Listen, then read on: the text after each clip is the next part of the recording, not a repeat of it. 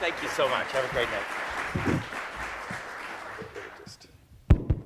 Okay, thank you so very, very much for those kind and entrepreneurial remarks. I'm Scott Stern, and I really want to thank all of you. I think, just having the opportunity to be here, this is my first time in Alaska, and as some of you might know, we had a bit of a storm there on the east coast of the United States, so I was escaping the snow to get here. That's why I'm here. I really wanted to thank you, and I think that the work that we're doing here over these 2 days, and as that work continues over the next years and years going forward, is vitally important for Juneau, for the Southeast region, and for Alaska, and for the United States. I think the panel in the morning, or when we started, really kind of crystallized a whole bunch of issues that I think are vitally important for everyone in this room to come together on in order to solve, in order to address, and come to some collective solutions about how to solve. Right? This challenge of how do we move Alaska from an economy that was heavily dependent on a single industry, having some other clusters around that, to one that has a more foundational basis of competitiveness on those areas where it has a more long-term comparative advantage. And that is what's going to be at the heart of what I hope to talk about over the next little bit. I'm going to talk for a while, then we're going to have some Q&A, and then Brian, we do have a surprise about at 6:15 or 6:20, and so you're not allowed to leave until then, okay? Obviously, I guess that puts the burden on me to keep us engaged until then. Okay, so let's get started. So over the last 30 years, Alaska, right, in some sense, right, there's this challenge, and I think, Mark kind of hinted at this, is if you look at basic income statistics, in fact, Alaska has experienced, not just in a GDP per capita sense, which is a little bit misleading perhaps because of where the oil revenue goes, but even just in a wage and family income sense, Alaska has done at least as well, if not better, than the United States over a long period of time. Right? And that growth is grounded not in a very diversified economy, but in a relatively small number of key clusters. We all have heard, right? We of course know oil and gas, but it's really important to remember that whether or not we talk about water transport, things related to those ocean industries, fishing and water transport, or those things related to resources such as mining, are critically important part of the economic comparative advantage of Alaska. In some sense, that prosperity that Alaska has been able to take advantage of is grounded in something that for a long time hasn't been under Alaska's control, which is the price of the commodities that are produced in Alaska. So Alaska can produce more or less oil, but the price of oil is not very dependent on the actions of Alaska. That has the consequence of, and has put into sharp relief, in periods when that price of oil is going down. And another thing we sort of ginned up is, I guess, the price of salmon is also going down. Right? I guess you guys know that better than I did. I did not know that until we put together this. The key part of that, though, is to recognize that when you have no pricing power because you're selling commodities, ultimately the future is not in your own hands. Just to kind of sharpen that, and I think some of that you heard earlier today, Alaska as well has, as a share of the U.S. energy portfolio, Alaska, of course, still looms as a large asset that's politically challenging or politically contentious. But an important thing, I think, that at least I have brought more on board in my own thinking about Alaska and some other regions in the U.S. is that the Alaskan share of the future energy economy is declining. Right? So where proven reserves in the U.S. have dramatically increased, but not in Alaska. And that makes for a very different policy discussion, once again, with people outside this room and outside Alaska when they're discussing U.S. energy security. They can look at that shale gas, right? They can look at shale oil, everything's fine. They can look off offshore drilling, right, on the Gulf or the east coast of the United States, right? And then finally, I think that it's fair to, say that Alaska has traditionally had a very influential congressional delegation. And some of that, I think, power, in, once again, not in this room, right, having the fate controlled by others, is declining a little bit. So, for example, the, kind of what is the federal contribution to Alaska in terms of net payments has been declining as a relative share over time, right? Just those kind of facts just put together, really, I think, and I hope, once again, and I should say this, is you here today know far more about Alaska than I possibly could. But what I'm going to try to do here is try to organize that into a way that hopefully can convene that conversation for collective action. And specifically, those facts, once again, I think they're all basically correct as facts. We could dive into them, but really emphasizes the idea that there's a need for a new Alaskan economic strategy based on unique Alaskan resources and capabilities that in some sense says we can be prosperous as Alaska regardless of the price of oil and regardless of the decisions happening in Washington. Now, to be clear, there are lots of people who will tell you how to build a great new foundation, prosperous economy.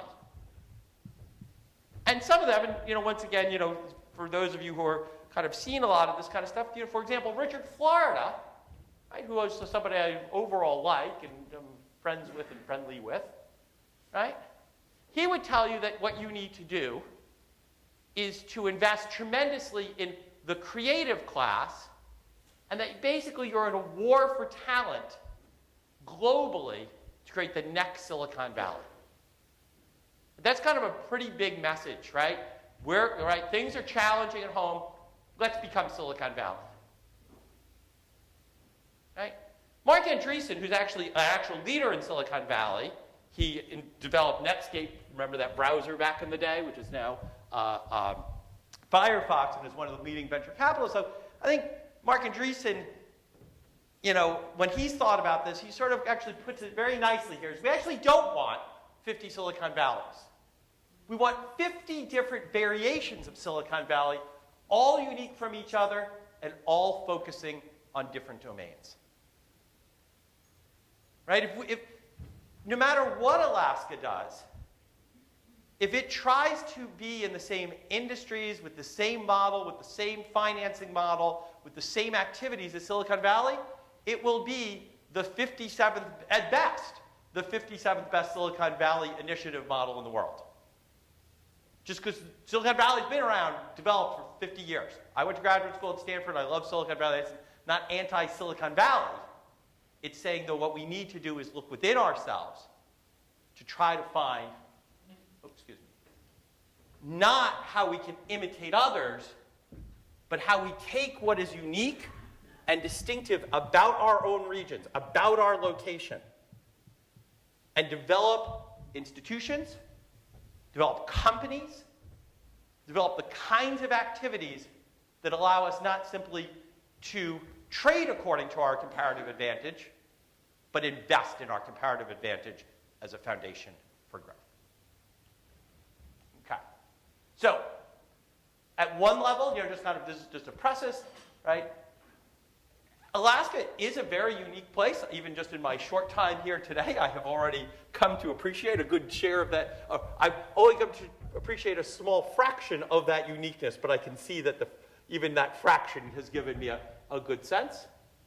Interestingly, Alaska's distinctive economic sector is not oil and gas. We're actually not so much value added, right? And as a kind of overall cluster is not the while a big share of Alaska's economy is oil and gas, Alaska is a distinctive contributor to oil and gas.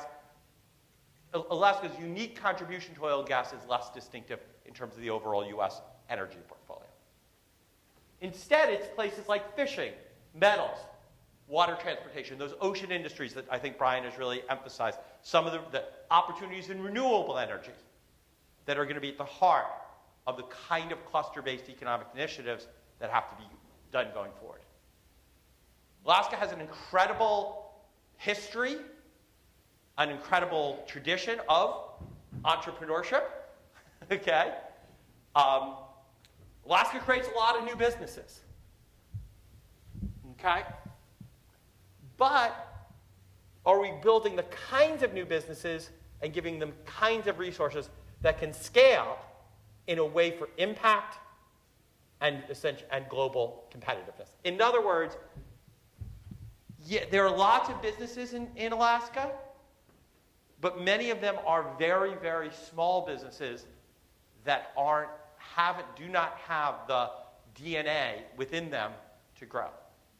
And how can we kind of put a little bit of hybrid vigor in there to kind of so that the businesses going forward in Alaska have more of a growth profile associated with them? And once again, the small businesses all are incredibly important, but the foundation for growth needs to be a kind of more of a growth business. Young firms, not necessarily small firms, right? Ultimately, a new Alaskan economic strategy, leveraging cluster strengths with a specific focus on enhancing innovation-driven entrepreneurship is required for Alaska to build on its current strengths to establish a globally competitive knowledge economy. Okay. The work that I'm going to talk about and the framework I'm going to talk about really come from two complementary efforts. One of which is an effort that we actually heard a little bit about earlier today that Mark Skinner and his team have also been kind of side-by-side partners with, and that is and let me make sure I'm getting that's the U.S. cluster mapping effort, which I conduct, which I'm a co-investigator along with Michael Porter at the Harvard Business School. That's a big effort that we've undertaken with the Economic Development Administration to take these cluster ideas, make them very transparent, and provide a dashboard so that every region, we can look at this at the level of Juneau, and we can really understand the cluster basis of our economy. Sorry. There we go. The second is the MIT Regional Entrepreneurship Acceleration Program, which I co-direct with Fiona Murray and Bill Aulette, two of my kind of partners in crime at MIT. And that's a program where we work with regions around the world, just like here, right? Just like something like this Innovation Summit, to really build teams to develop strategies over a 2-year period to really enhance innovation-driven entrepreneurial ecosystems. And out of those two programs, as well as the research behind it, as well as working with practitioners, we've developed we've tried to synthesize what we know in this area to provide a template for moving forward. Specifically, right, and I hope this is useful, there are really 3 things that a group like this needs to worry about. So the first is, the first of those is what's the state of the system? What are we actually good at? What policies do we have in place that we need to change? What do we need the state senate to do? What procedures don't make sense for businesses? What are the barriers to entrepreneurship? What are the kind of programs we heard about what's happening at the University of Alaska? There's a real good effort of making best practice happen. So that's a kind of sense of what is the state of the system. But all the analysis in the world means nothing without engagement with stakeholders. Our experience, looking across a wide body of both our own experiences as well as a wide body of research, is that economic development policy doesn't work unless it is married to an interactive exchange between both the public sector and the private sector. We've been working with the City of London as part of the REAP program. One of the funny things there is that the entrepreneurs have a tremendous amount of initiative. Of course, the British government is famously, that's why we kind of rebelled against them 250 years ago, right? Is famously top down, right? But their action is at a place called Silicon Roundabout. And the point is not top down, not bottom up, it's roundabout. It's somehow this public-private interaction, constructive public-private engagement is a hard thing to do. There are areas in Alaska where I think it's being done extremely well, but it seems that this is the next frontier for how do we get these public-private partnerships off the ground to be engaged and become part of the fabric of the competitiveness agenda. And then finally, you can have a really good understanding of the system and also kind of a sense of stakeholders, right? Bringing a lot of people together. But it all doesn't work without actual strategy. What choices are we going to make? Once again, we don't want to be picking winners. We don't want to be picking this firm over that firm at the level of government, right? I think it was well said. I think Mark, right, kind of made this comment that I thought was, right, we don't want to just be doling out grants to the same recipients each and every time. I see some kind of humor there, okay? Instead, what are the prioritized investments that we want to make that in which we end up with a system whereby making 1 or 2 or 3 coordinated actions, we could raise the whole quality of the system. And that success, if we win those must-win battles early, that creates its own momentum. Because now, rather than every company or every stakeholder just thinking through the lens of their organization, they're now thinking through how do we make this all work together, and moreover, can we essentially move, can we try even more ambitious things to really move the dial? And I'll talk a little bit about that as I go. Okay. Oh, excuse me. This is a funny clicker. There we go. Okay. Okay. So for that, the first piece of that I want to talk about is, and what I'm going to talk a little bit about, is this role of really thinking about the elements of an innovation-driven entrepreneurial ecosystem built on clusters, right? So the first element of that, right, the first IDE ecosystem pillar are the distinctive clusters that enhance the potential for innovation and entrepreneurship to shape regional comparative advantage, right? So the kind of, just so we're clear, I'll be more clear about this as we go, right? The 3 key elements here to focus on are innovative capacity, entrepreneurial capacity, and the role of clusters. One of the things that our work has really, I think, hopefully helped clarify is that it's not just clusters, it's not just innovation, and it's not just entrepreneurship. It's how those 3 things interact that become the foundation for regional competitiveness. So let me start with this notion of clusters. I know this is a kind of fairly cluster-friendly crowd, but just, kind of remind ourselves.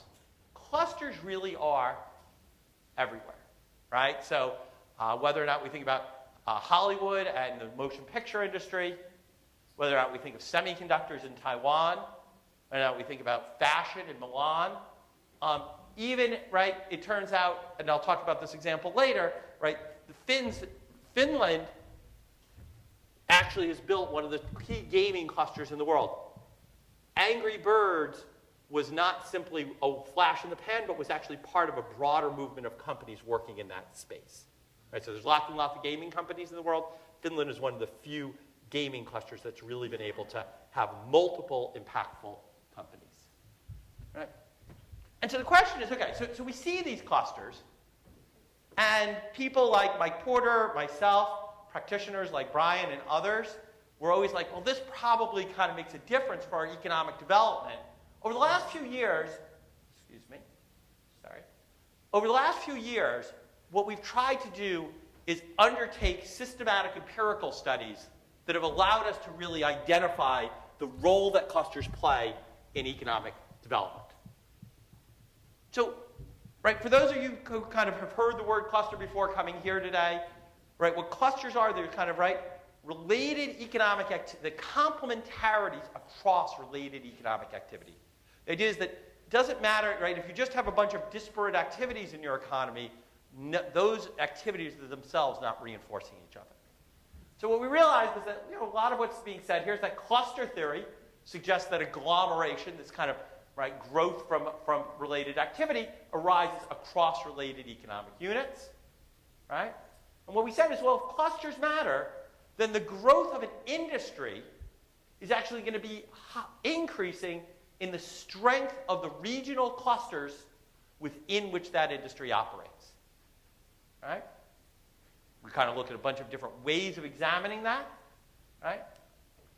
And what we're able to do and write a paper that we wrote about 5 years ago now is really just show that a big story about the United States in terms of understanding the winners and losers over the past 25 years has basically, right, the job story has been a cluster story. Those regions and those industries that have been surrounded by strong clusters have just done much, much better than those industries and regions that have not had a strong cluster environment.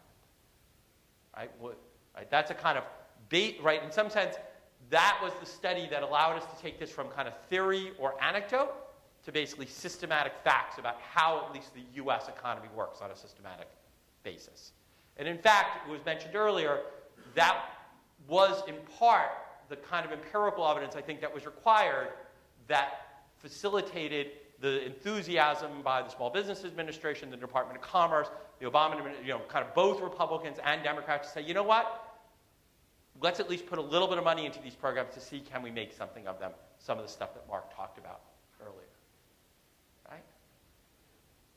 Over time, since that study, we've been able then to produce other things looking at other types of outcomes related to clusters. What we see is that clusters are associated with the growth of it, both the level and growth of innovation occurs in strong clusters, and strong clusters benefit from a pool of related innovation. And there's an intimate and really striking relationship between clusters and entrepreneurship. Great companies grow more quickly. There are more great companies, so there's a higher rate of entrepreneurship. Those companies grow more quickly, and they survive more when that entrepreneur, when that startup, is taking advantage of an opportunity within the clusters that are strong in his or her region. Ultimately, the positive effects of clusters on various facets, there are positive effects of clusters on various facets of regional performance. And in some sense, and I have to admit, this is one where I'm an economist, so I like trade-offs. I like there to be a kind of, right, most economists are kind of on the one hand, on the other hand. Across the work that we've done, we just have not found a really important downside to cluster-based economic development. So for example, in a very recent paper that we wrote, those regions that had a strong cluster environment, that had invested in strong clusters, actually did better during the Great Recession, despite being more specialized. We've seen it, right? Clusters matter at multiple levels of geography, and clusters facilitated related economic diversification. Remember, clusters are not about just simply doing what you're doing right now again and again and again. They're about looking at what you have and thinking, what is the new innovative thing that helps you fill in a gap in your cluster? Extend your cluster. Go value added above a commodity. Right? We heard some of those themes earlier today, but I just want to reinforce them right now. So far, so good? The last part, and once again, as I said, I'm a pretty hardcore economist, but one thing I've come to appreciate working with groups like this and visiting places, some of the work we've done within the REAP program at MIT, is that, when somebody says, you know what you should do? You should be like Silicon Valley, and you're not going to ever be quite as good as Silicon Valley, that doesn't get very many people excited. It's kind of like, we're working pretty hard here. We have a lot of good things here. Clusters are bound up with our identity, right? I think the passion that we heard in the opening panel today was about Alaska's not distinctive economic structure. It's about Alaska's identity as a people. And it was just as somebody who is not from here, it was striking to see that passion displayed so clearly. And what the cluster movement is about figuring out how to take your identity, the things you grew up in, the things you hope your children, right? It's about taking what you were good at and translating that and becoming a foundation for what your children will excel And that connectedness is what clusters are about. How are we going to do that? Oh, look at that. We're not going to do it for a while. First, we're going to benchmark some clusters from Alaska. Then we'll come to that. Okay? This, by the way, is Clash of Clans. This is from Clash of Clans, for those of you who have children. It's a very popular game with children. It's from a Finnish company, and it was explained to me by one of the founders. He said, the Finns have had clans that have fought for 1,000 years. We finally figured out how to make a good app. Right? So what does the cluster environment look like in Alaska? Once again, we see this kind of fishing, metal mining, oil and gas, water transport. Two things. Once again, this is as a very uninformed external observer of Alaska, but using metrics that we've applied to many other states and regions, both within the US and around the world. One thing that really came home to me is that oil and gas are big for Alaska, but Alaska plays a relatively minor role in the oil and gas cluster in the United States. Right? Texas, because one, it has actually a lot of workers, direct production workers, but also that Houston oil and gas cluster, that's where a lot of that specialized technical expertise, value-added services, value-added engineering is. And so Texas dominates this entire cluster on a national basis. Once again, super important for Alaska as a share of Alaska, but Alaska has relatively little influence, right, or a smaller degree of influence on the overall national picture. One reason for that is a deep dive looking at those value-added services, right? And once again, this idea that for those of you in the back of your mind who have this notion Alaska is the 1/3 of proven reserves, that actually has declined over time to about 10%. And that's not because Alaska has gotten rid of all of its oil. Instead, that is because the United States has found oil in other places. Right? Instead, if we actually look, using this as data from the cluster mapping project that I described earlier, if we look, the things that Alaska are really good in on a relative basis are fishing and fishing products and metal mining. It's things related to, once again, resource intensive, but a little bit more distinctive than that broad oil and gas portfolio. So in some sense, even if I hadn't heard the debate earlier, even though if we hadn't had the current crisis over the decline in the price of oil, if we were doing this analysis externally, we would have, just as a beginning suggestion, we might have said, you know what? We might focus on those clusters where it's a reasonable share of Alaska's economy and Alaska's share of the national economy and the broader international picture looms larger. Right? Right? Interestingly, what I think this is important to say, just as a last piece of this, is that over time, Alaska has not, its employment has not increased in its cluster strengths relative to others. Okay? That having been said, I think just in the last few years, and this is, I think, why I'm here and people like Mark are here and people are not, right? Why this summit exists is because I think there's an increasing appreciation for these ideas. And obviously, the Southeast Alaska Cluster Initiative is an important idea. In some sense, one of the great things about our laboratories of democracy is we try things usually regionally before they scale up to the state, and then the state before they scale up to the country. I think that one of the interesting things is that at least in those areas where, and we don't have the complete data, but my understanding of the report of the cluster initiatives is that, once again, we can make a lot more progress, but there is forward momentum.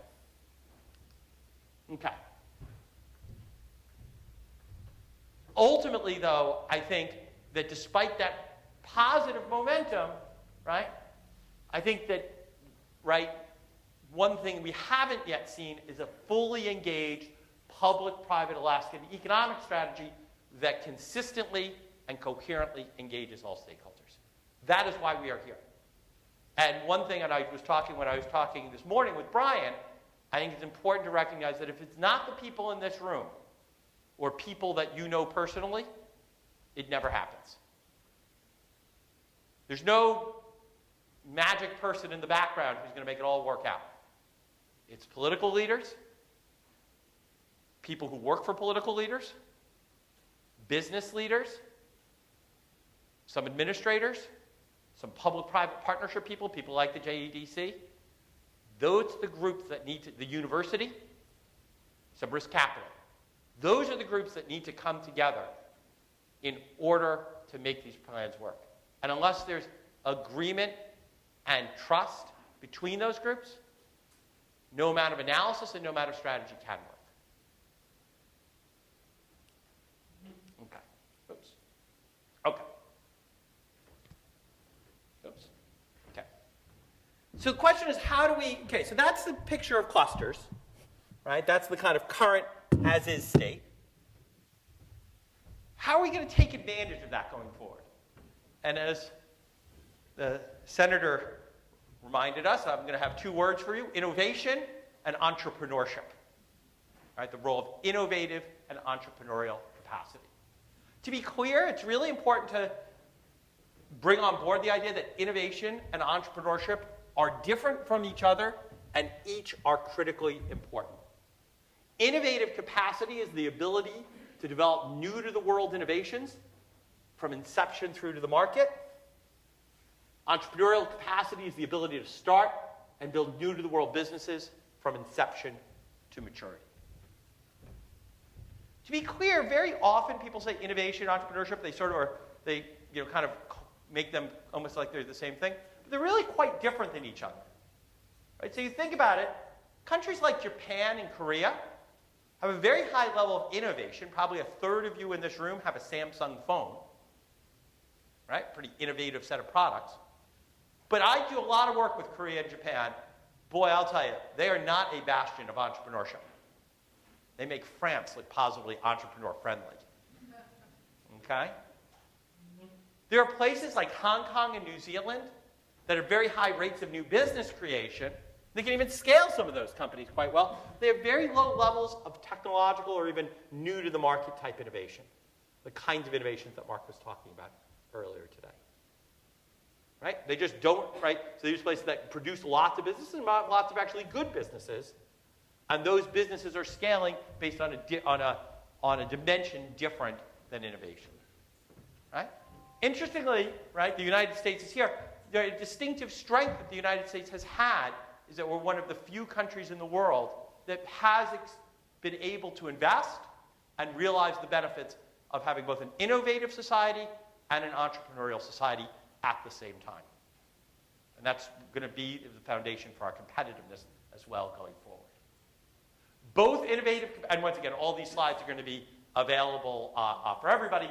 Innovative capacity and entrepreneurial capacity reflect distinct investments, policies, and norms. I'm not going to read out all this stuff. The key idea is that we can go through, and it's not, innovation and entrepreneurship are incredibly important, and they're not magic.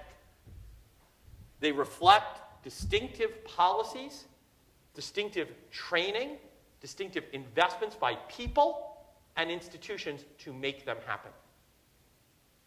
They, of course, reflect an innovative culture and an entrepreneurial culture, but that itself relies on a track record of having done it before, which itself reflects those investments, policies, and norms. How do we kind of think about innovative capacity? Right? So sometimes what I'll hear, and I think this is important from Alaska, and I know our leaders from the university system are here, sometimes people kind of say, you know, you're coming from MIT, I get it, innovation, great, right? Science, great, but that's not what our economy is going to be built on. It would take too long. Well, I've done a lot of work with Taiwan, and, you know, for Taiwan back in 1960 had a GDP per capita of less than $1,000 a year.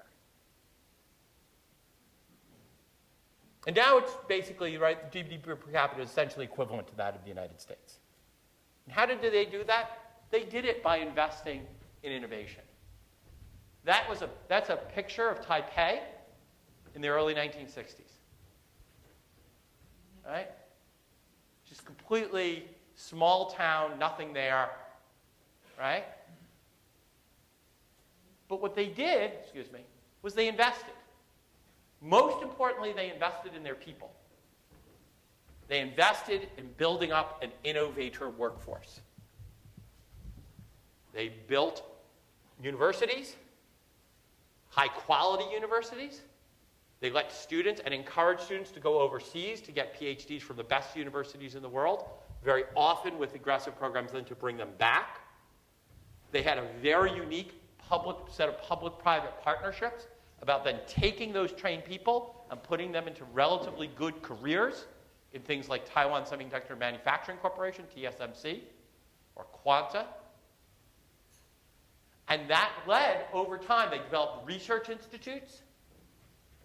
And now, when you go to Taiwan, they've been able to lever that investment in people, in effective public-private partnerships, in policies that rewarded innovation, that allowed people to benefit when they took their discoveries and brought them to market, in a way that has allowed them to build a modern knowledge economy.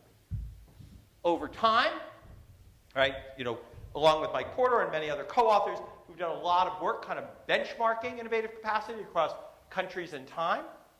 And one thing that you see is that that this is now a common benchmarking tool across nations and countries, and in particular, that what we see is that an increasing number of countries have invested in this activity across time. So where does Alaska fit in this? So the first part is that there's, once again, I'd love to engage in a broader debate, kind of see which of these kind of external numbers that we tend to look at kind of match up with your own experience and understand that. But the first is that on basic education, kind of building a good workforce, Alaska is really outperforming the rest of the United States in a really important way. A basic, high school graduation rate, a high rate of people with at least some college and above. And the amount of what we call STEM workforce, right, science, technology, engineering type workers, is actually high relative to most states.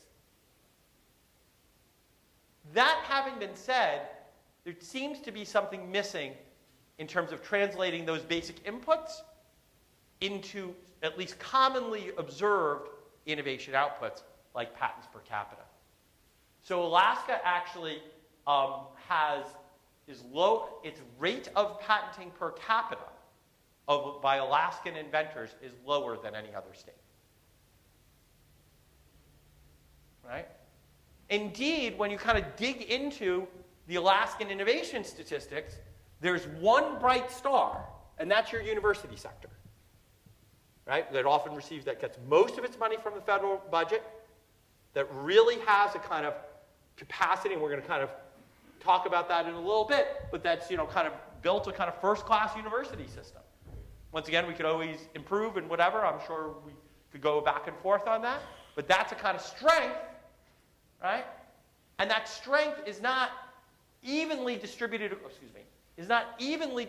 Across all fields, but is instead, as was mentioned earlier today, is true international global leadership in a set of specific fields and technologies. Alaska is #1 in the world in Arctic research. My wife's dearest friend from college is a researcher at the University of Alaska Fairbanks in the Department of Biology and Mammal Sciences, or whatever it is. She studies seals into Antarctica. I don't think we're going to have any commercialization from this. But she's gotten offers, as I remember earlier in her career, from any number of more famous universities. And she stayed in Alaska because she knows it's #1 in what she does. She moved to Alaska from the South, from the continental U.S., to be in Fairbanks. Okay? And what's interesting, I have to admit, I've done this with many universities. If you even just go to the University of Alaska's website and look at what programs they offer, there's an endless number. Who even knew that there was a difference? Where was it? The Fisheries and Ocean Sciences has 18 different research centers.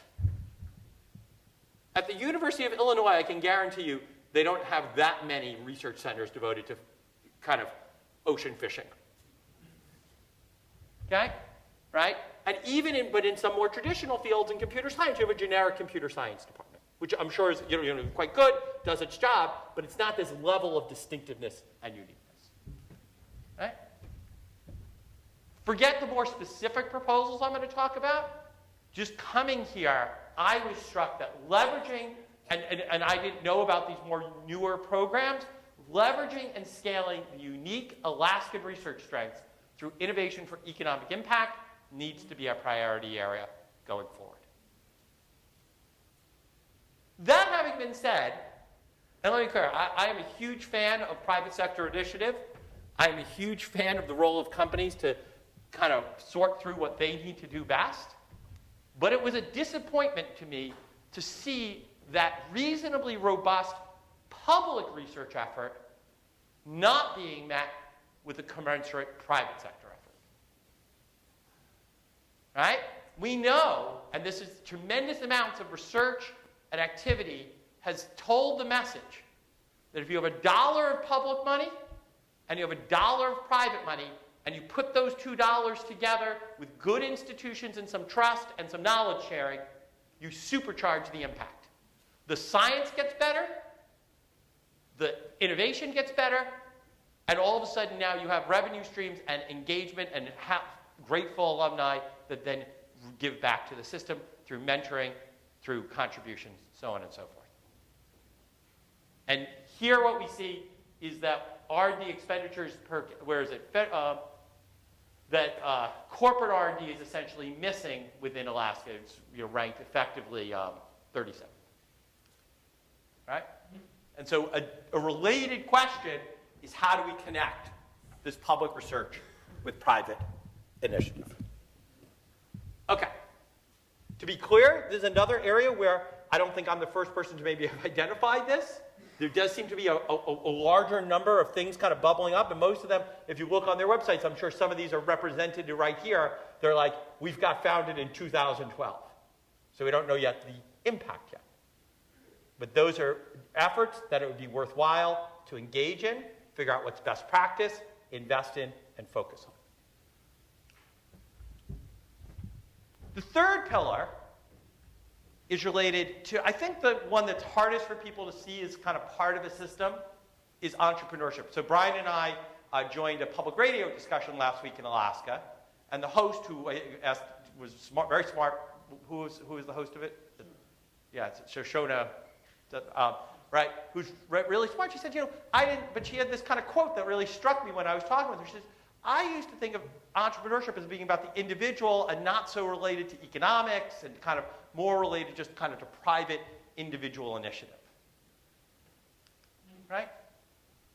What we know, though, from both our research, but from looking at the world, from working with companies and working with lots of entrepreneurs, I'll talk to you about one of them in just a moment, is that entrepreneurship is a team sport.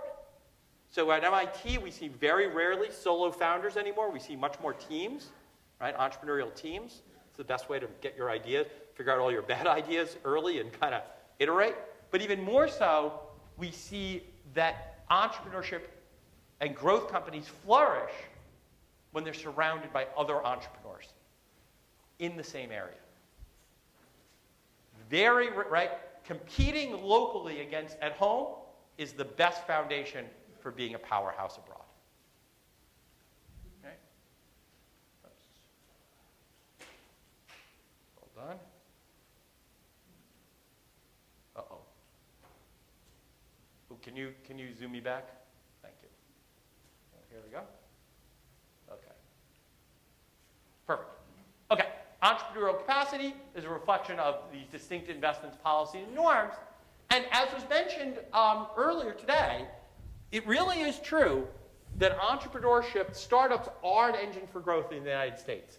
When you try to kind of sort out where jobs come from, there's no doubt that they come from startups. In fact, I'll sort of put a further fill-up on that point in just a second. Right? And there's just tremendous interest and engagement with startup accelerators and ecosystems. So entrepreneurship has always been important, but particularly with the massive decline in the cost of starting a business due to information technology, regardless of the sector you're in. Okay, so information technology benefits all sectors in terms of basically lowering the cost to doing a startup. We've just seen in the past 7 or 8 years a tremendous flowering of high-growth entrepreneurship in the U.S. economy. Right? And some of that was alluded to by Mark earlier today. Some of that is, people have seen examples like this great book, if you like entrepreneurship, and read this book, Startup Nation, about, right, Israel, whatever challenges Alaska faces existentially, Israel faces worse challenges. And they've got like a lot of people who want to kind of kill them right across the border, right? Okay? But they've been able to create a tremendously prosperous economy through innovation-driven entrepreneurship. And hearing that story, I think, really persuaded people that there is something in the water that we probably should do. Then what we see is the rise of a bunch of really impactful accelerators, right? Y Combinator, Techstars, which was in Boulder, one of the cities that Mark was talking about, even at MIT, our global founder skill accelerator programs as well. You look at people like Mark Zuckerberg, right? And who's less than 30 and has himself, $20 billion. Good for him, right? But it's an inspiring story, right? And that's a story, right? Very American story, right? I think just to kind of bring a little bit of that home, I just want to talk about, the connective activity just that came up even earlier today. So how many of you have ever gone cross-country skiing? Look at that. Most audiences, you get a smaller share, okay? How many of you have ever dug a snow pit? How many of you know what a snow pit is? Yeah, exactly. Right. Pretty much everyone, right? How long does a snow pit take to build, to dig? 2 hours. Okay, so he's got you have a less accurate snow pit. Right? Okay. We had an MBA at MIT 2 years, he just graduated last June, a guy named Brent Markle. And he had lost friends of, he had seen a friend get seriously injured in an avalanche. So everyone here, for those of you who don't know what snow pit is, snow pits are what you do, you sort of dig out in order to understand the risk of avalanche when you're doing either backcountry skiing or trying to, for example, understand any snow surface. Okay, it takes like 2 hours, somewhere between 15 minutes and 2 hours, but it's a pain in the tuchus. Okay, right? So he was completely motivated, not on studying the kind of fanciest, greatest biotech thing or whatever, but he basically felt that avalanche safety was completely backwards. And that what we needed to do was actually have something that was better than having people take 2 hours to dig a hole.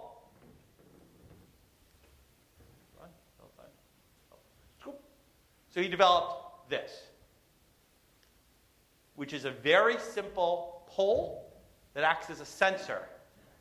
That he did this with in the context of a design course that we teach at MIT, he and a mechanical engineering student.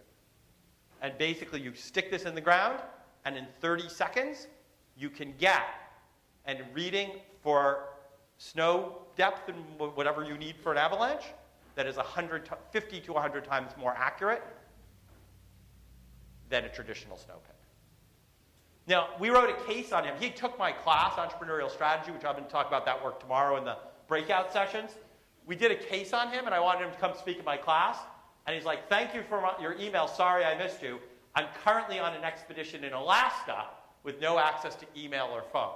Now, I've heard a lot of excuses from students. You can imagine. The dog ate my homework, my grandmother died. This was unique, okay?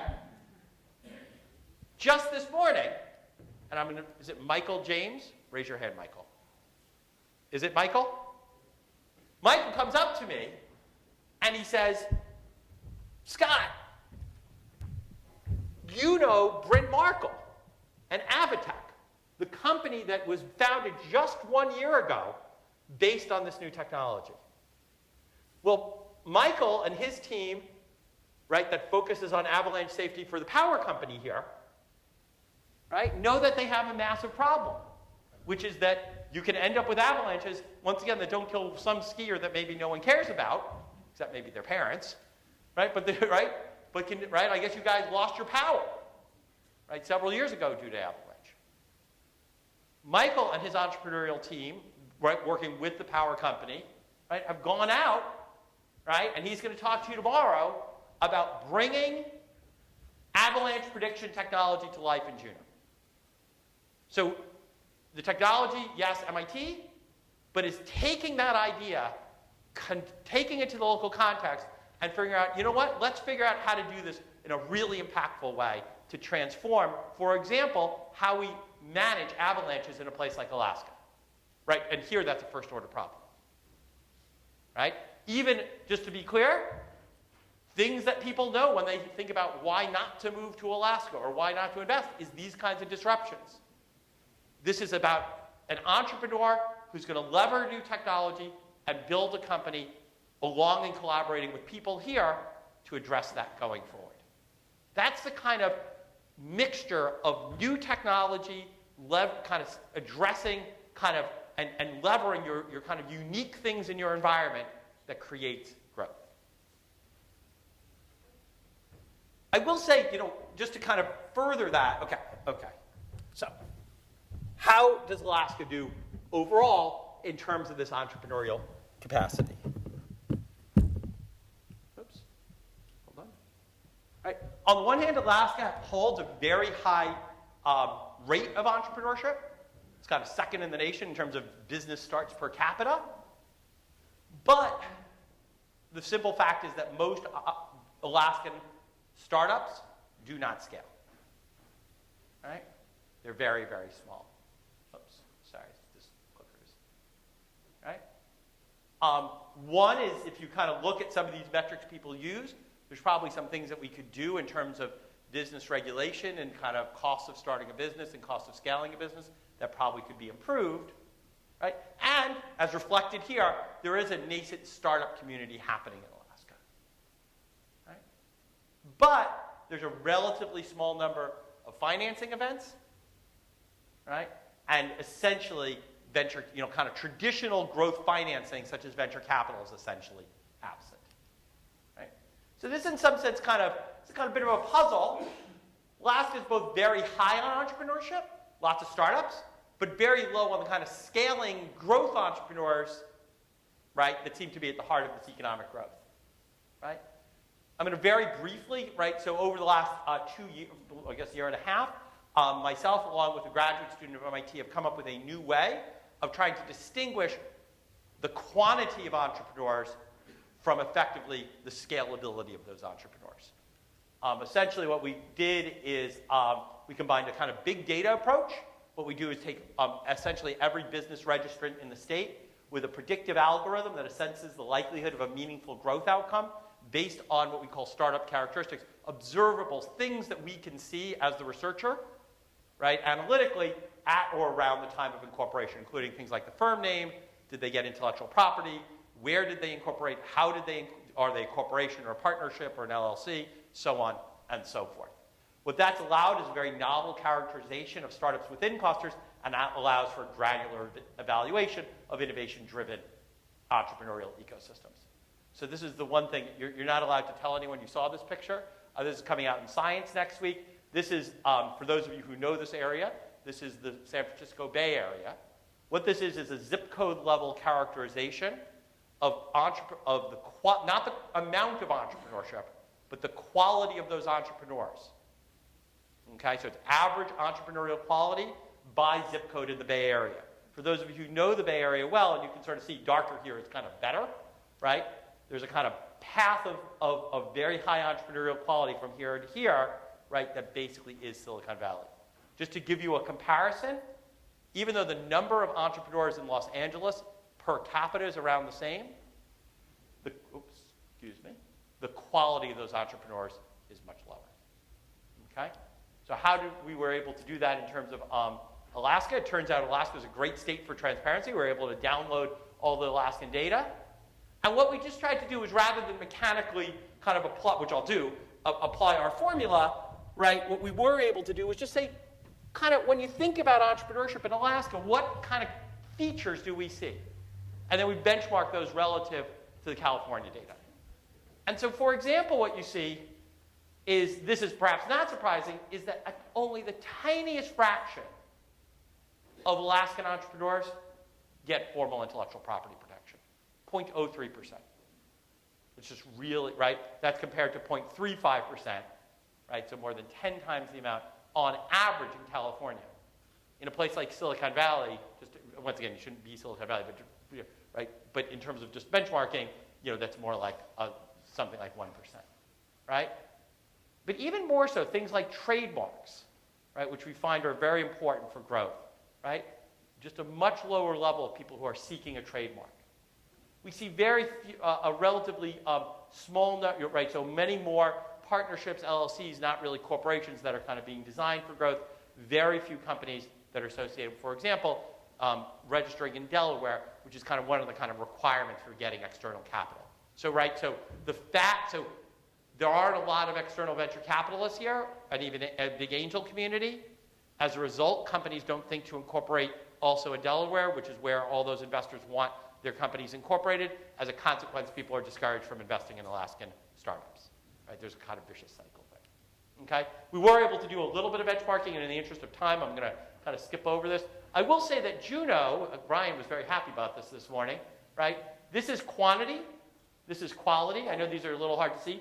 Wasilla is over here. So Wasilla has lots of quantity, but low quality. Juno had actually a lower level of quantity, but the highest average quality of a big city in the state. Here are Anchorage and Fairbanks. You can kind of look at all the little cities and towns and villages, kind of every municipality looking across Alaska. Once again, no relationship. It's not like having more entrepreneurship makes you higher quality. If anything, your relationship goes the other way. And the key insight here, though, is we want to encourage startups, but we want to encourage the kind of startups that are fitting into our clusters, that are built for growth. Just to kind of push that just a little bit more, what we did find is that if you dug down into where that quality was in Alaska, so where those growth companies that look like they're built for growth. I mean, they may not succeed, but this is a predictive algorithm that says they at least have a higher chance of succeeding. Many of those growth companies, in fact, the vast majority of them, are in fact in the clusters that we identified. That having been said, I do think there's still a puzzle or an agenda item, which is where are the Alaskan entrepreneurs to discover the kind of new innovative frontier? So I love that Michael and his team are working with Avitech, but we need to be building more Avitechs in Alaska. Right? So, right? Levering technology for local application that ultimately can scale globally. Okay. Hold on. I'm once again out of juice here. Hold on. Try me one more time here, guy. Okay. Oops. Let me make sure. Because I do want to leave time a little. Okay. So I'm going to kind of finish up very, very quickly. There's a whole bunch of slides in here that are more framing, but I'm sensitive to time. So what I'm going to do is talk just about actually two things. Hold on. Let me talk about this. Hold on. This, and then one more slide, and then I'll do some wrap-up. So how should we put all this together? Okay, so I know I've been talking for a long time, but we do want questions, and we do want our surprise. One of the things that I really would like to emphasize is that when you think about most models of economic development, they're about basically doing things that are similar or directly competing with somebody else. Right? Let's build some infrastructure. Let's give out tax breaks to a big company. Right? Let's go after some new technology that everybody knows about. Right? And once again, there's much to useful in some of these, right? So being open for business, having a business-friendly environment is, of course, key to economic development. Right? that having been said, what I've been trying to kind of talk about here is a little bit different. The logic of a cluster-driven strategy in which clusters are the fulcrum, are the kind of pivot point around which regions realize the investments they've made in innovative capacity and entrepreneurial capacity, allows every region to not reject its heritage, but instead to reinforce its unique, distinctive value proposition. The logic of how to make that work in Juneau, in Southeast Alaska, and Alaska, in some sense, is the work of this conference. Right? And I'm just going to zoom ahead. I promise these are nice, fancy graphs, but don't you worry. They basically say that it's really important to have a strategy. Okay? Okay, sorry. Okay, I promise we're getting there. Okay, you could hear more about Finland. Hold on. Oh, hold on. Can you just, okay, there.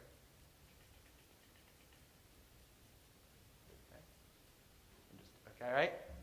Okay. Right. The way, and in some sense what we want to do, right, is take this idea of how can we be unique and distinctive, and then instantiate that not as some just broad mission statement, not as just some aspiration, but into the chosen programs and policies of your region. Connecting the cluster, what's there, what the potential is, to specific programmatic and policy investments in innovative and entrepreneurial capacity that allow you to kind of enhance, leverage, and extend your cluster focus. Right? Ultimately, rather than competing directly with other regions for resources and markets, entrepreneurial comparative advantage leverages those factors that make your region unique and distinctive. Interestingly, and I saw a presentation just in one of the breakout sessions that was kind of about energy, and we were going to all go to this hydrogen economy. It was very interesting, right? Interesting, if you do what you're good at, and other regions do what they're good at, and we keep on investing, guess what? That's not a race to the bottom. That now is actually raising everybody's prosperity. That's called economic growth. Right? Ultimately, your IDE ecosystem strategy is investing in your entrepreneurial comparative advantage. So, what does that mean for Alaska? Two things. The first is, by and large, what I've tried to do is provide a little bit of a framing of the problem, at least as we see it as an external person. But the job is up to the people in this room and the organizations that you represent.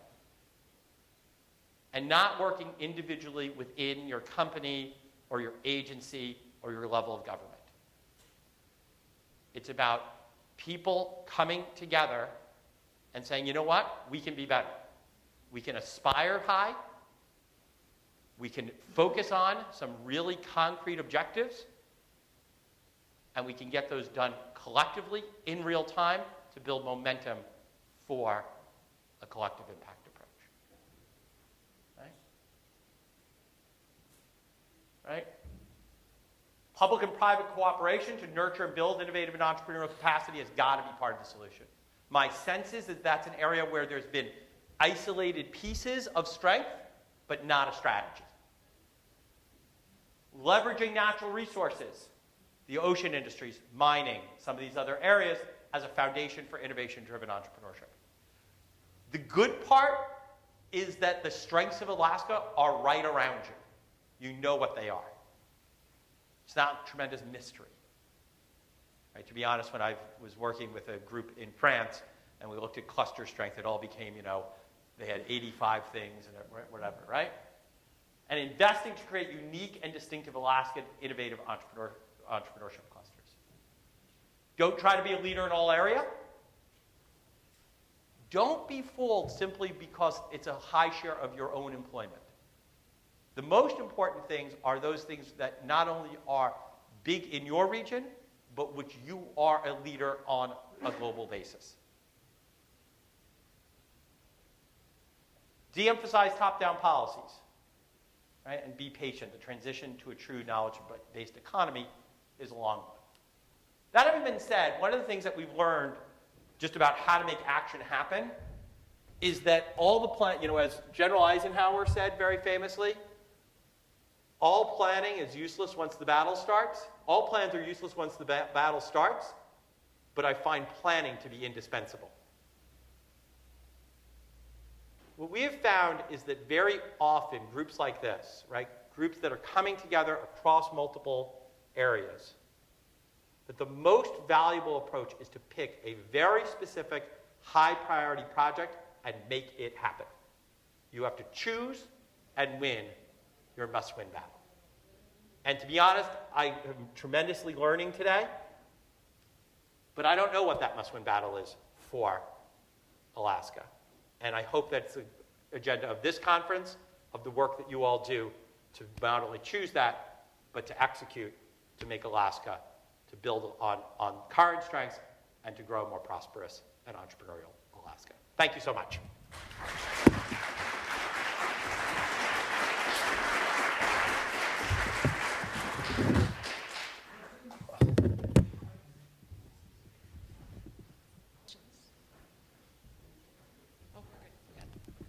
I wonder, thank you very much for that. It was very, very interesting and helpful.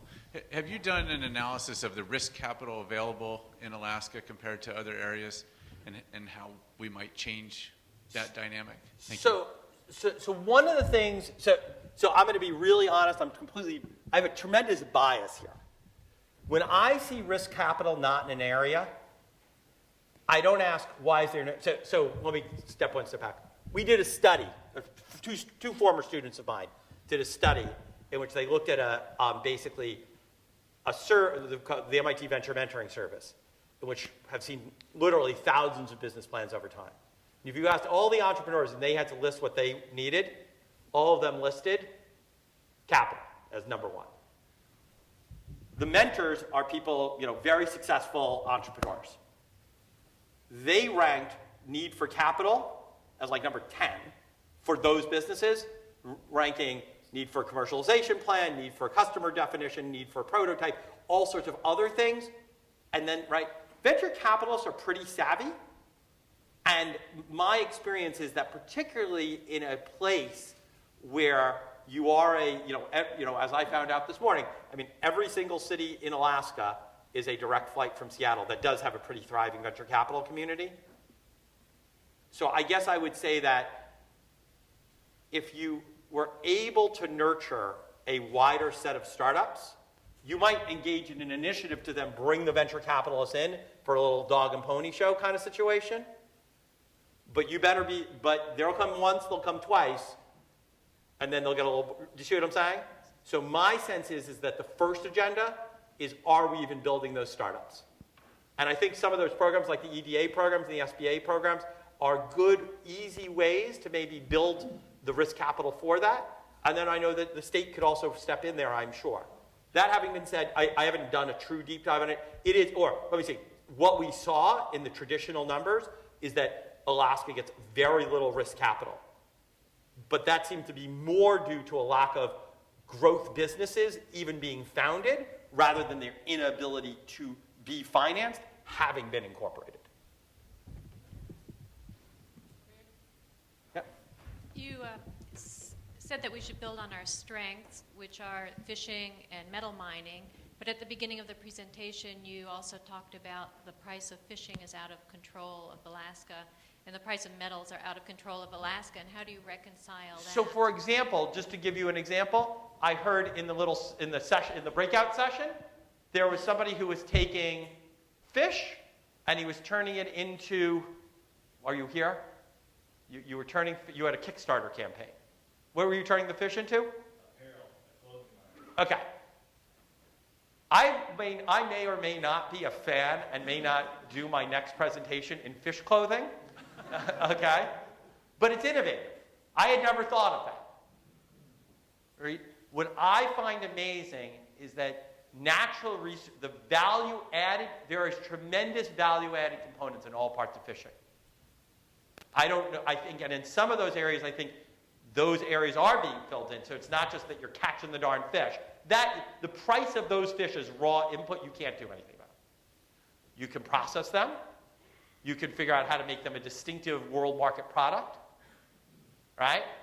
You can figure out how to market them to particular restaurants or groups around the world as a specialty or through distribution channels. Those activities. Many years ago, Mike Porter and I did a big study of the Australian wine industry, right? Australia, 25 years ago, had no wine industry to speak of. And it's emerged as a leading global competitor. It did that not because it's a favorable place to make wine. That's been true forever. It did that because of very concentrated cluster-led initiatives and a scientific approach to making wine. If you dig into the Australian wine trade statistics, Australia has a huge net export of wine consulting services. Australians are now teaching the French how to make wine because they've developed that as I'm being serious, right? All these family businesses back in France where they got like a label on the thing and so on and so forth. Okay, I see. I'm going to make our French visitor unhappy. Okay, not very innovative, right? 1850 was like the last time they woke up, right? The Australians, right? The Australians invested, and once again, she might be mad at us, but the rest of the world responded, and the Australians now compete head-to-head with every other country in the area of wine, just to give you a sense of what I'm talking about. Yeah. I have two questions. So first, how did you track and identify private R&D funding in Alaska? And then secondly, why wasn't the timber identified as like one of your resources or clusters? Oh, okay. So the first one is there's a basic set of statistics from the National Science Foundation.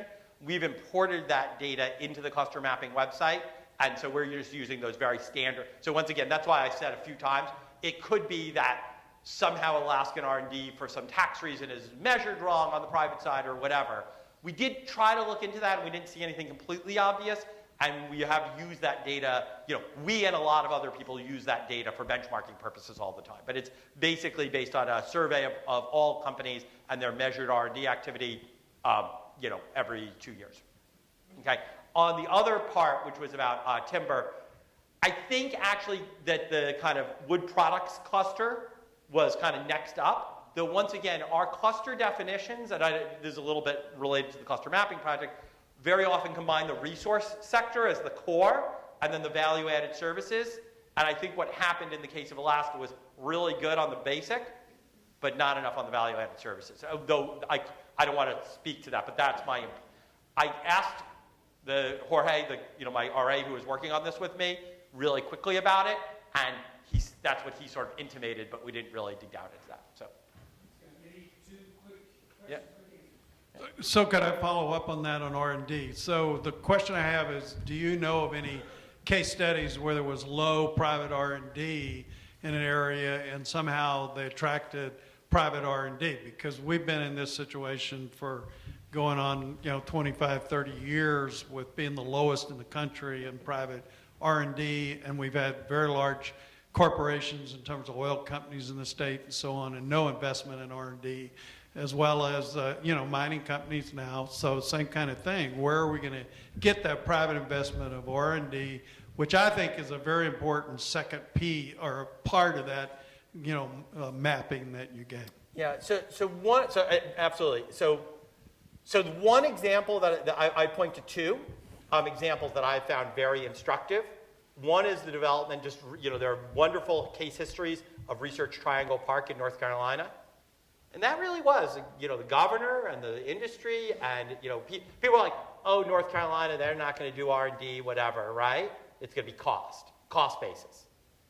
And a series of business leaders and kind of bipartisan in a changing, political situation, they invested in making Research Triangle Park happen, and they grew it into now one of the great, now you think of it as kind of this big innovation cluster. The other one also, I know Brian's like, right, is Pittsburgh. Pittsburgh should have failed. And they came together with public-private cooperation, levering some resources at the university, particularly Carnegie Mellon University of Pittsburgh, to basically transform themselves into advanced manufacturing, robotics, so on and so forth. Scott, you are a font of context. Thank you very much. I wish you had spent more time at a higher level of context. You remember Joseph Campbell and Bill Moyers had their lengthy conversation about the power of myth. Yeah. What myth are we living, and is it an obsolete myth? For example, we're paying almost no attention to the consequences of rapid climate change and all the sequels to that, and what opportunities, strengths, weaknesses, opportunities, and threats are coming from that. Shouldn't we spend some time up in the stratosphere before we come down to where you've led us? So, you know, I was reading a biography of Benjamin Franklin recently. In fact, just on my way here, to be honest. And I had long plane flights.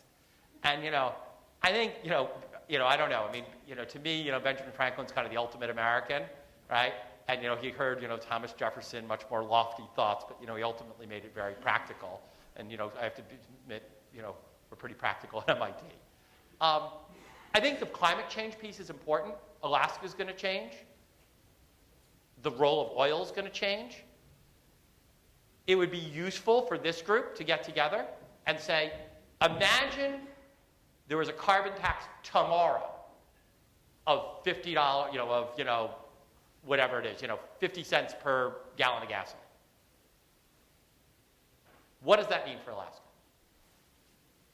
What does it mean, right? And sit down and understand the opportunities that it opens up. Alaska is going to get warmer. It's going to change. It's right. So yes, I agree with that. Is if I think what I'd tell you is I wouldn't get too lost in the clouds. This is maybe me being an academic going to a lot of meetings. Oh, hold on. Apparently we are going to get lost in the clouds because here they come. Okay.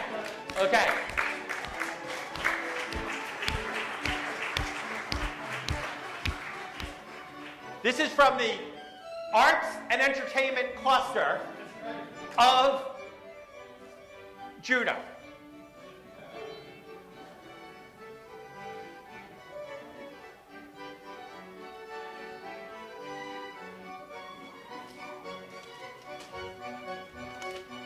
That is creative.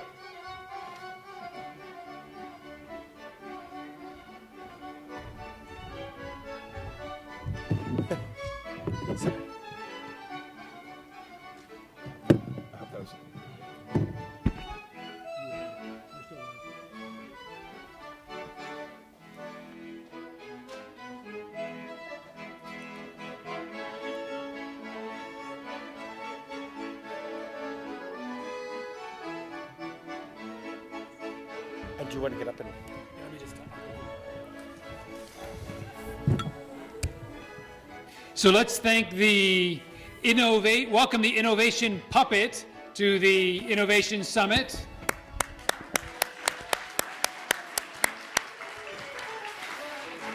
And this is brought to us by the design team of Daniel Palnua, M.K. McNaughton, Sophia Pugh, Katie McKenna, Alana Paul, and Aaron Blust.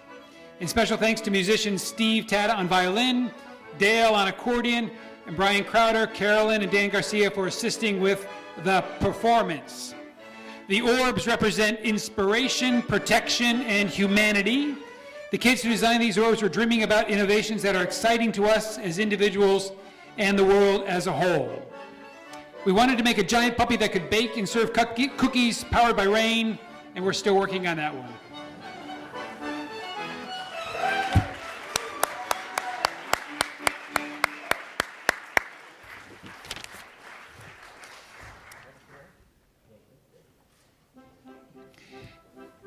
Excellent. And if you are interested in following these puppets, we are going to proceed into town now with your coupons. They're going to walk back to the hangar where their studio is, and you can see some of their work.